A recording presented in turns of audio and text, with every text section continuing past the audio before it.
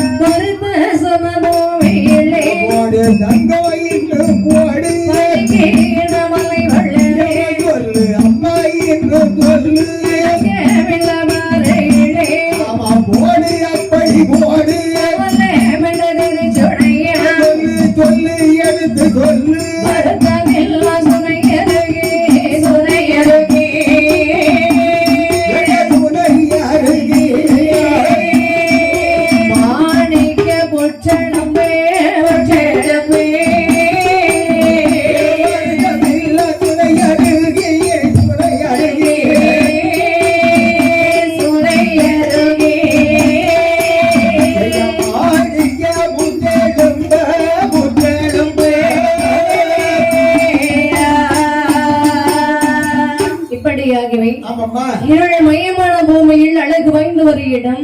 அதன் பக்கமாகவே பளிங்குகோள் பிரகாசமான மலை ஒன்று உள்ளது.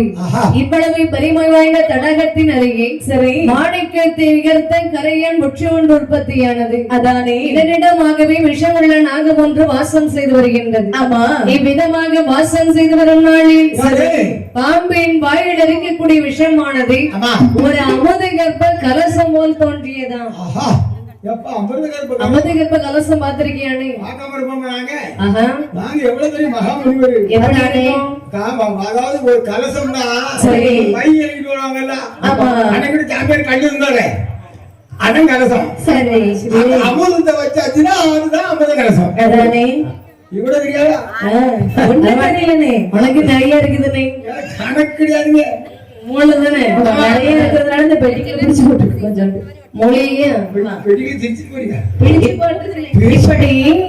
இந்த அமிர்தகர்ப்ப கலசமானது யாருக்கெல்லாம் ஆகாது என்று சொன்னார். யாருக்கெல்லாம் ஆகாதம்மா செஞ்சல் வாழையார் முனிவை அரேகோ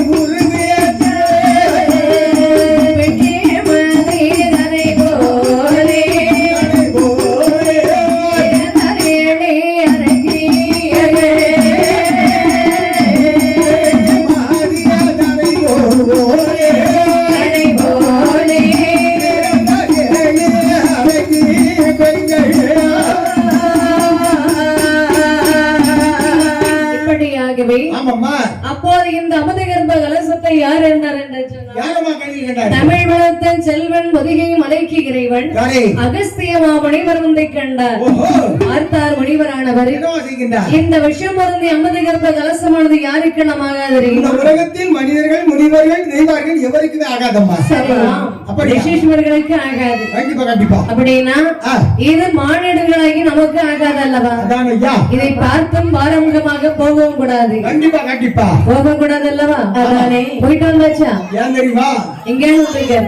எதுக்கு? அதாவது அங்க கொஞ்சம் பிடிச்சிட்டு சரி. இங்க கொஞ்சம் பிடிக்கிறது வந்திருக்காரு. ஆமா. அவரை பிடிச்சி இவரை பிடிச்சி உங்களை கழிச்சு சரி.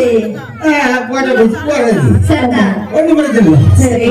அப்போ அப்பா அங்கே என்ன மந்திரத்தை உருவாக்குறீங்க. சரி.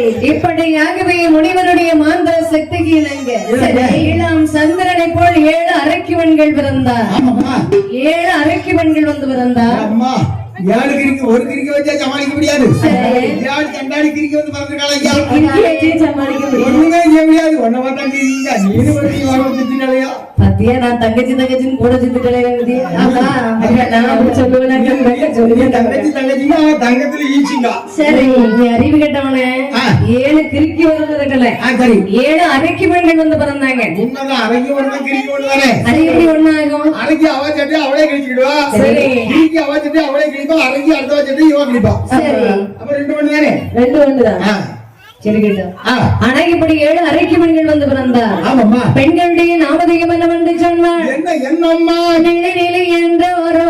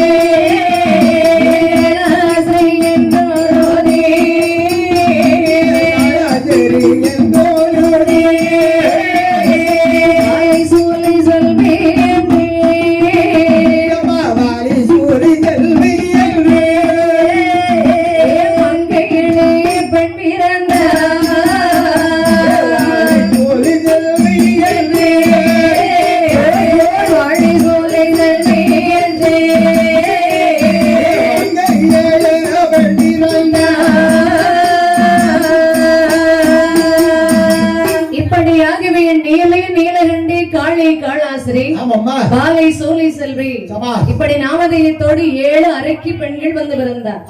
இந்த 7 அரக்கி பெண்களில் நீலியன் நீலகண்டி காளி காளாசிரி என்று சொல்லக்கூடிய 4 பெண்களும் ஒரு நாட்டிற்குள் சொந்த ஆளுக்கு ஒரு ஆடவர்களை திருமணம் அடைத்து அதானே கணவரும் தேவியுமாய் இல்லற வாழ்க்கையிலே சேர்ந்து கொண்டார். ஆனால் பாலி சோலை செல்வி என்று சொல்லக்கூடிய 3 பெண்கள் கானகத்திலே போய் மறைந்தார். நான் மூஞ்சில மனுஷன் மணிக்க முடியுமா? அதனால காட்டுக்குள்ள போயிடலான்னு கானகத்துக்குள்ள போயிட்டாங்க. சரி. சாக்லேட்டோட வந்திருக்காங்க.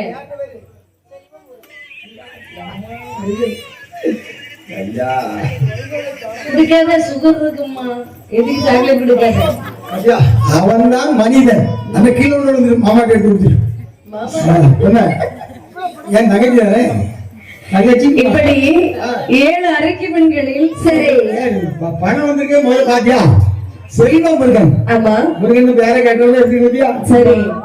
முருகாவும் பையன் கூட அழகானது அதை உள்ளமான சொல்லி அழகுகமானது. முருகாவும் பையன் கூட அழகானது அதை உள்ளமான சொல்லி அழகுகமானது. கங்காவும் பெயர் கூட அழகானது. கங்காவும் பெயர் கூட அழகானது. அதை நினைத்தாலே வரவெல்லாம் இனிக்கின்றது. முருகாவும் பெயர் கூட அழகானது. அதை குணமான தொல்லை அழகுகமானது. ஆமாது மருமகன் செல்வ முருகன். சரி. அவங்க 100 ரூபாய் 100 லட்சம் மரியாதை கொடுத்திருக்காங்க. ஆமா. அற்புதமா வாழ்க்கை. நீ வாழ்ந்த வாழ்க்கையில சரி மஞ்ச விலையில பேங்க்ல கிடக்குது, லாக்கர்ல கிடக்குது, பெட்டிகள் கிடக்குது, சட்டிகள் கிடக்குது, எல்லாம் வந்து இங்க சேரணும். சரிதான். கிடக்குற இரும்பு பொருளும் வந்து பாத்தீங்க. இதுவெல்லாம் வாங்கிடும். எப்படியாகவே நம்முடைய அன்பு சகோதரன் செல்வமுகரன் நமக்கு 100 ரூபாய் அன்பளை கொடுத்திருக்கேன். ஆமாம்மா. சாக்லேட் உங்க ஐயா வந்து சாக்லேட் நிறைய கொடுத்திருக்காரு. என்ன பிறந்த நாளா இருக்கும்? ஆமா. எந்த நாள் இருந்தாலும் நல்ல நாள். அவர்களுடைய குடும்பமானது ஆமாம்மா வாழையண்டி வாழையாக வைக்க வேண்டும். வைக்க வேண்டும். அன்பானை வாங்க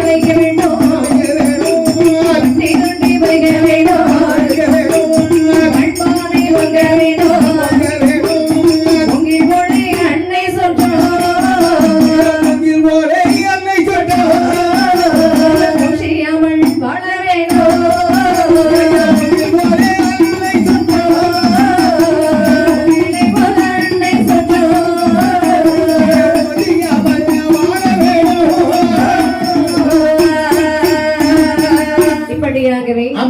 நம்முடைய அன்பனுக்கு கொடுத்த செல்வமுகன் அன்பு சகோதரர் அவர்களுடைய குடும்பமானது ஆலயத்தில் அமர்ந்திருக்கக்கூடிய தாயாகிய பத்ரகாளி அம்மன், முப்பராதி அம்மன், முத்தாரம்மன் தெய்வங்களுடைய அருள்பெற்று மேன்மேலும் வாழையடி வாழையாகவே தலை தோங்கி வளர்ச்சியடைய வேண்டும் என்று சொல்லி நாம் அவருக்கு நன்றியும் வாழ்த்தையும் தெரிவித்துக் கொள்கிறோம்.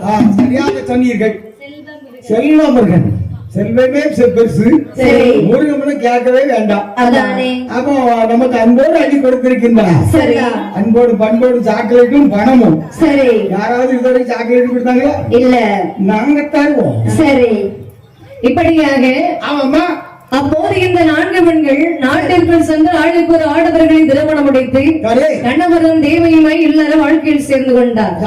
ஆனால் பாலி, சோலை, செல்வி என்று சொல்லக்கூடிய 3 பெண்கள் கானகத்திலே சென்று மறைந்த கானகத்திலே மறைந்த மாதர்கள் யோசித்தார்கள். சகோதரிகளை கடலிலே தலை நாடு பழையாதே இருந்தோம். நமக்கு இடைவேளாகாதே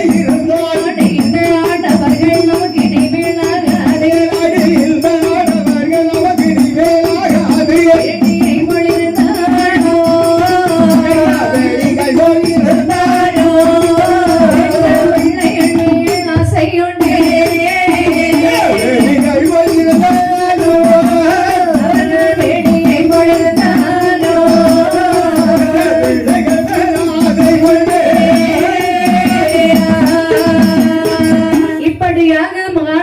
மறைந்த 3 பெண்களும் யோசித்தார்கள்.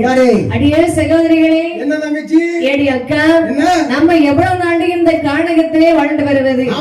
இந்த கானகத்திலே ஓமுகத்தை நானும் என் முகத்தை நீயும் பாக்கு பாக்கு ரொம்ப போர் அடிச்சு போச்சுடி. அந்த பொருளடி விருப்பா போச்சுன்னு சொல்றேன். ஆமா, ஒண்ணு செய்வோம். இது வரைக்கும் நம்ம வாமுகத்தை நானும் ஏமுகத்தை நீனும் பாத்துட்டு இல்ல. இன்னையில இருந்து பிளேட்டை மாத்தி போடு. எப்படி? வாமுதுவ நானும் ஏமுதுவ நீனும் ஏமுதுவ ரெண்டு சேர்த்து பாப்போம். அப்படி பாத்துக்கிட்டு இருந்தா போர் அடிக்காது. அதெல்லாம் சரி வராதடி. நான் சொல்ல வர்றதை கேளுடி. சொல்லு சொல்லு. நம்ம இப்படியே 3 பேரும் வாழ்ந்து வந்துட்டு இருந்தோம்னு வச்சுக்கியே, நமக்கு பிற்காலம் நமது பெயர் நிலைக்க வேண்டாமா? கண்டிப்பா நினைக்கணும். நம்ம வாழ்ந்து வருகின்ற போது ஒரு குறிப்பிட்ட வயது திகைந்து போயிடும். சரி, அதற்கு அப்புறம் நம்ம மண்ணோடு போய் சேர்ந்து வருவோம். அதனால சொல்றேன், சரி, நமக்கு பிற்காலம் நமது பெயர் நிலைக்க வேண்டும். அதற்கு ஏதாவது ஒரு வழி இருந்தா சொல்லுடி. நல்ல வழி இருக்கா? என்ன? நமக்கு பிற்காலம் நமது பெயர் நிலைக்கணும்னா பேசாம ஆளுக்கு 2 நாய்க்குட்டி பிடிச்சு வளர்ப்போம். நம்ம செத்ததுக்கு அப்புறம் அதுல அங்கங்க சுத்திட்டாலும் எல்லாம் சொல்லுவாங்க பணமாட்டே நாய்க்குட்டி வேற வந்து இருக்குமா? அதானே. புரியல. உங்களுக்கு நமக்கு ஒரு சேலை வச்சிருமா? எப்படி நமக்கெல்லாம்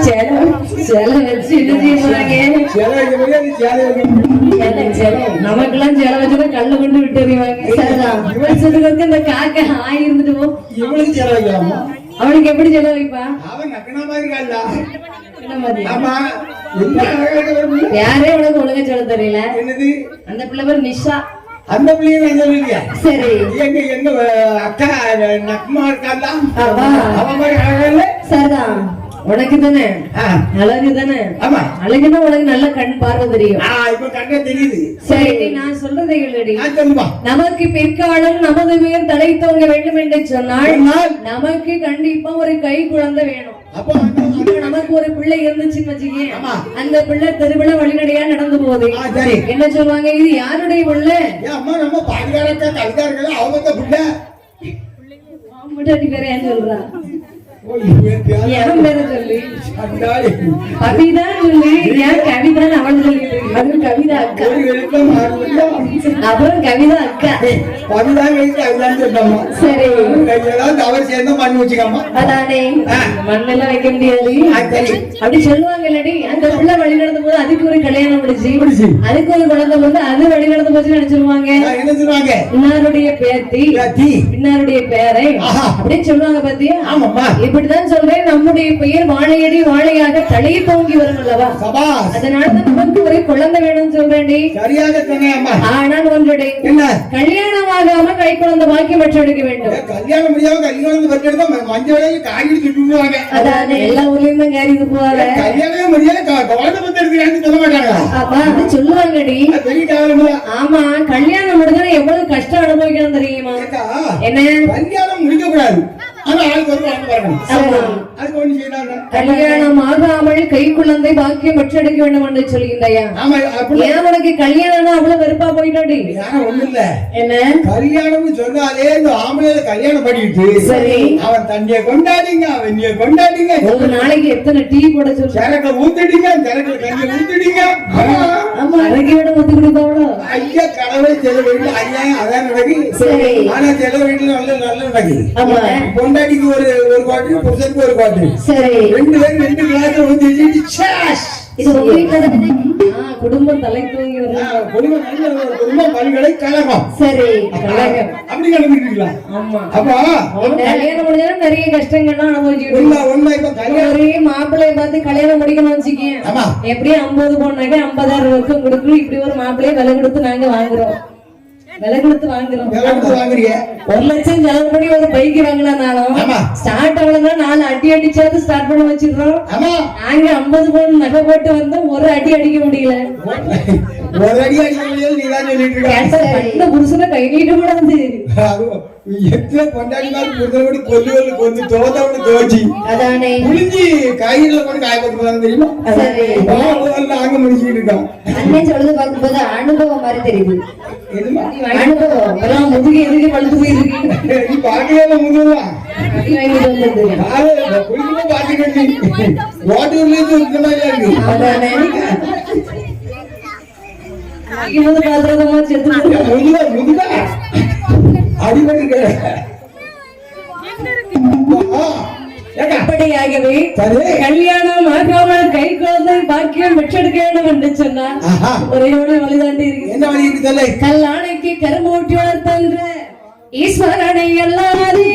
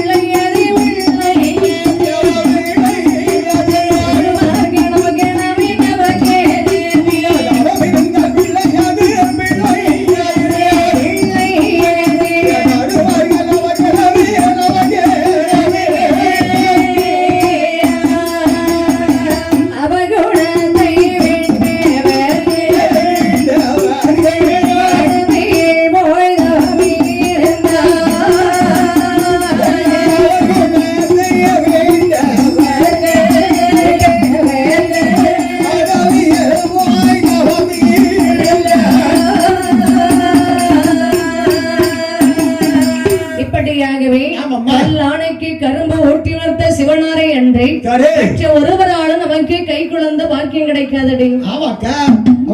இறைவனை நாடி தவறுன்னு சொல்றியா? ஆமா, அப்படி செய்வோம். பகவானை நாடி தவம் இருந்தமையானால் கண்டிப்பா கை குழந்தை பாக்கியம் கிடைக்கும். அதனால நான் போய் பகவானை நாடி தவம் இருக்க செல்கின்றேன். சரி, நீ வரையாடி?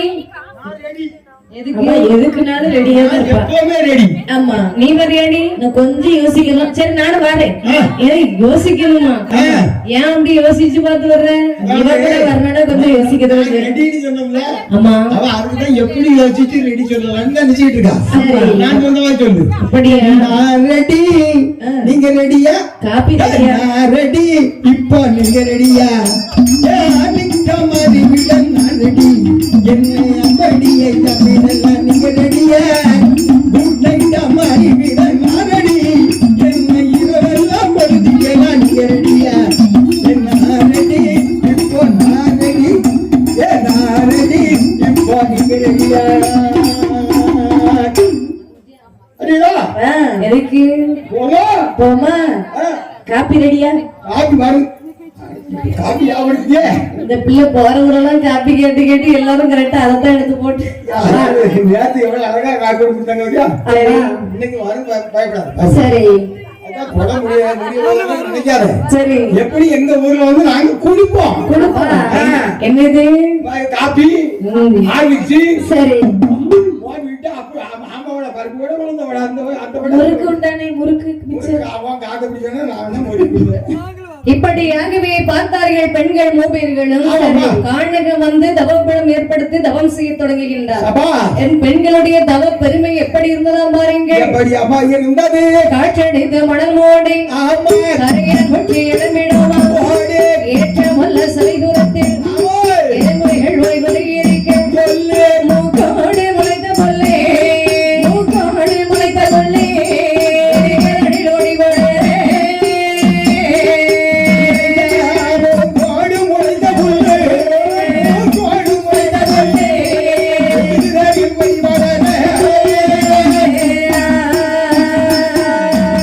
வாக்குடைய உலகதானே வடவாழ் போய் விடலோங்கள் தொண்ட மறை கட்டை என்றை சேர்ந்தரசம் மொழிகளுவாய் கொண்டே இணை சிலை உதவி இணை சிலை உதவி ஒளி கட்டி முட்டையிலே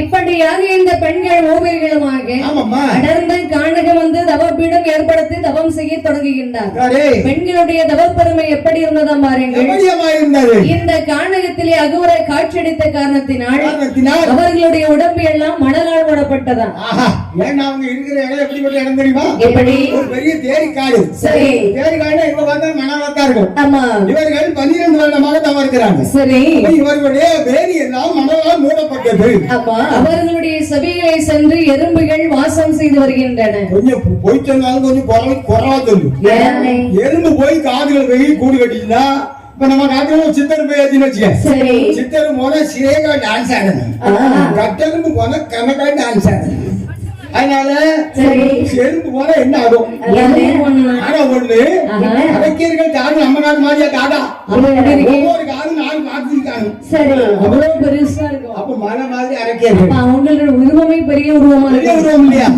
அப்போ அந்த காலத்துல எறும்பு போனானே யானை போனானே ஒண்ணுமே ஆகாது இருந்தோம் அந்த பெண்கள் தன்னை மறந்து தவம் செய்கின்றார்கள் அல்லவா அப்ப பெண்களுடைய தவ பெருமை எப்படி யோக பரலோக நாயகனை மனதில் வைத்தவாறு சிவஞான மந்திரத்தை மறவாது உச்சரித்தார் இப்படி பகவானை நாடியவர்கள் தவம் இருந்ததினால இந்த செவிகளை எறும்புகள் போனது கூட அவங்களுக்கு தெரியல அது மட்டுமாமா அவர் தலைமுடி வந்து தலைமுடி தலைமுடியில சரி அழகாபுரமாகிய கூந்தல் அழகாபுரமா அது அங்கிராமத்துல இருக்கு ஆமா அது அழகப்புறையா பெண்களுடைய கூந்தல அப்படி வர்ணிக்கணும் கூந்தல் அழகாபுரமாகிய கூந்தல் இப்ப உங்க கூந்தல் பார்க்கும்போது சரி எத்தனை முளத்துல இருக்கு தெரியுமா கூந்தலுக்கு என்ன குறை நல்லா இருக்கு கூந்தல் பூரா ஊம கூந்தல் ஆயிடுச்சு சரி அந்த காலத்துல அவங்கட்ட கூந்தல் ஆமா பூரா ஊம கூந்தல் கூந்தல் கருப்பு குங்குமம் சிகப்பு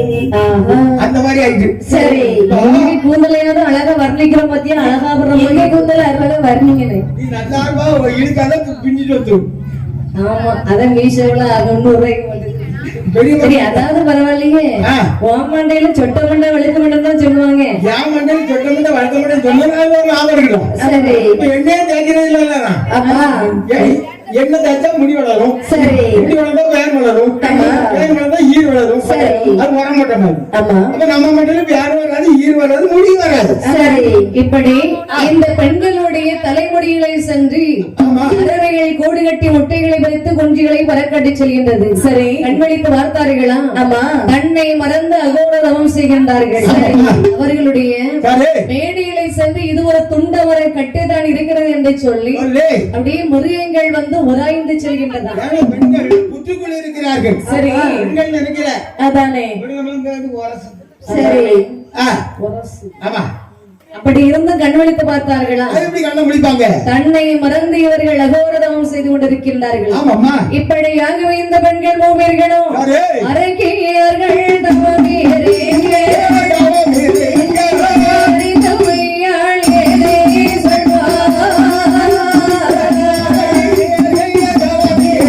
Yeah.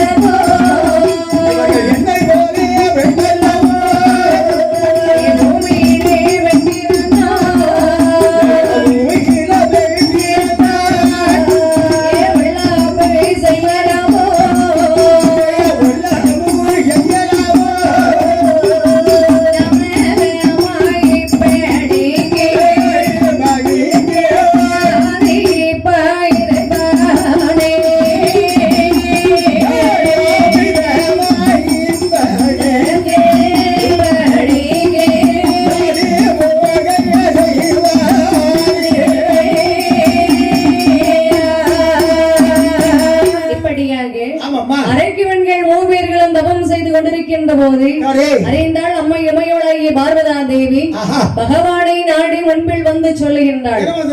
சுவாமி ஈஸ்வரனே மகாதேவா ஏழையாண்டி சடைகரனே சுவாமி என்னை போன்று 3 பெண்கள மாதர்கள் தங்களை நாடி தவம் செய்து கொண்டிருக்கின்றார்களே அவர்களுடைய தவப்பெருமை நீங்கள் அறியவில்லையா சுவாமி?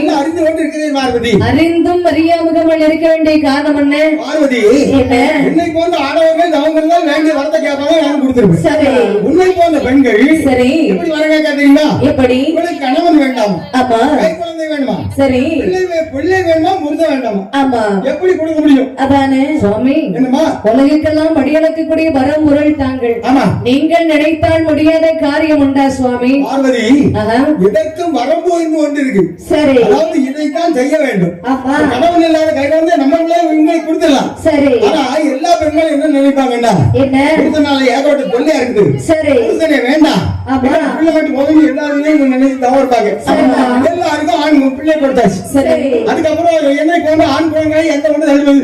ஆடவர்கள் நிலமதானே, ஆமா, அண்டைகளை கூட்டி வச்சு அடுப்பை பத்த வச்சு பொங்கி ஆக்கி சாப்பிட வேண்டியதானே, கொஞ்சம் ஃப்ரீயா இருக்கும். நீங்க ஹாயா இருப்பே பிரியா இருப்பே தப்பு இல்ல. சரி, ஆனா இந்த உலகத்தின் இயற்கையை மாற்றி விடும். சரி, அதனால இந்த பெண்களுக்கு நம்ம பிள்ளை வரை கொடுக்க முடியாது. சுவாமி, என்னமா வேலை செய்தவருக்கு கூலி கொடுக்க வேண்டாமா? கண்டிப்பாக கொடுக்க வேண்டும். பெண்கள் வேலை செய்திருக்கின்றார்கள், நீங்கள் தான் கூலி கொடுக்க வேண்டும் சுவாமி. பார்வதி, அப்படி ஏதாவது ஒரு வழியாவது வகுத்து விடுங்க. சரியாக சொன்னாய் பார்வதி. இந்த பெண்களுக்கு நம்மால் குழந்தை வரை கொடுக்க முடியாது. சரி, அவருடைய உயர்ந்த மலையிலே ஒரு சக்தி முனிவர் மகாமுனிவர் வாங்கி வருகின்றார். அவர் இடத்துல சென்றால் அவரை நினைத்து தவம் இருந்தால் சரி இந்த பெண்களுக்கு சந்ததி வாக்கியத்தை கொடுத்து விடுவார். அப்படின்னா முனிவரை நாடிதான் தவம் இருக்கணும்னு சொல்றீங்களா? கண்டிப்பா கண்டிப்பா. அப்ப உங்களால ஒரு பிரயோஜனம் கிடையாது. என்னால பிரயோஜனம் கல்யாணம் முடிஞ்சு எத்தனையோ பெண்கள் குழந்தைங்களாம அங்கங்க கோயில் கோயில சுத்தி கலையா. சரி, அப்படி இருக்கும்போது கல்யாணம் முடியாம குழந்தை நம்மால கொடுக்க முடியாது. அப்படின்னா முனிவரை நாடி தவம் இருக்க வேண்டும். முனிவர் நம்பி தவம் இருக்கு. ஏடி அக்கா, என்ன இப்ப முனிவரை நாடி தவம் இருக்கலாமா? சரி, கண்டிப்பா இருந்துடலாண்டி. நீ வரையாடி? நான் வரேன்க்கா.